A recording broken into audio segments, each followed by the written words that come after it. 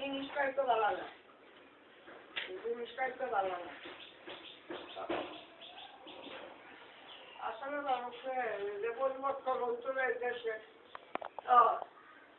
ধরে আমার কথা শোনো তুমি।